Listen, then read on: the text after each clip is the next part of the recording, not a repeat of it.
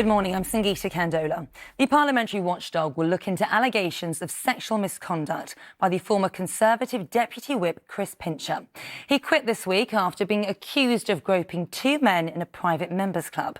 Meanwhile, the Prime Minister is facing questions over why Mr Pincher was not suspended sooner. Callum Watkinson reports.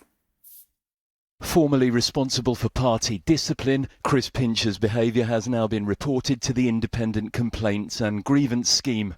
He is currently sitting as an independent MP after Boris Johnson suspended him from the Conservative Party with a little too much reluctance, according to some.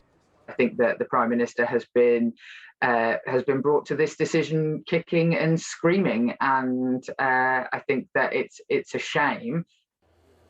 Watching proceedings from Devon, Neil Parish, from whom the whip was withdrawn with much more haste after he was caught watching pornography in the Commons chamber. I am saying quite clearly the Conservative Party must treat everybody the same. And at this moment in time, it doesn't feel like that. In Tamworth, which will be the scene of another by-election should this prove terminal for Mr Pincher's career, voters aren't impressed with their now independent MP. I voted for him every time, but never again. Never. Somebody like that shouldn't be in that position. So I think he should resign.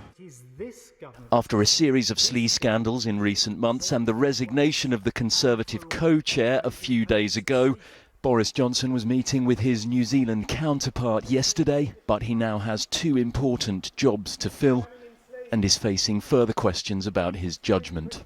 Callum Watkinson, ITV News. Special paid leave for COVID-related absence is due to be scrapped for NHS staff in England. From next week, employees will go back to normal sick pay arrangements. The Department of Health and Social Care said the changes were part of learning to live with COVID. It comes as infections and hospital admissions are on the rise. An estimated 2.3 million people, or 1 in 30, have the virus, almost a third more than the week before. US President Joe Biden has said that women travelling across state lines for abortions will be protected by the federal government.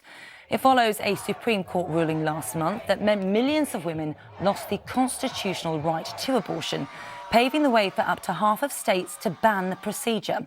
Mr Biden said he would also ensure access to abortion pills in states where it was prohibited. If states try to block a woman from getting medication the FDA has already approved and has been available for more than 20 years, my administration will act and protect that woman's right to that medication. Here, and a vigil will be held in East London this afternoon for the murdered law graduate Zara Alina. Hundreds of people are expected to turn out alongside her family and friends for a silent walk along the route taken by the 35-year-old. She was killed in a stranger attack as she walked home in Ilford nearly a week ago. There has been a huge rise in online checks for bowel cancer signs following the death of Dame Deborah James. The number of visits to NHS bowel cancer websites rose from 2,000 to 23,000 on Wednesday, the day after her family announced the 40-year-old podcaster's death. Since she was diagnosed with bowel cancer in 2016, she dedicated her life to raising awareness about the illness. At Wimbledon, British #1 Cameron Norrie stormed through to the fourth round of the men's singles last night.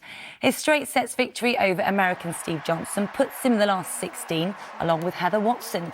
Today, two more Brits, Katie Boulter and Liam Brodie, will play to reach the fourth round as well. And Adele has told fans she was happy to be back on stage at her first public concert in 5 years.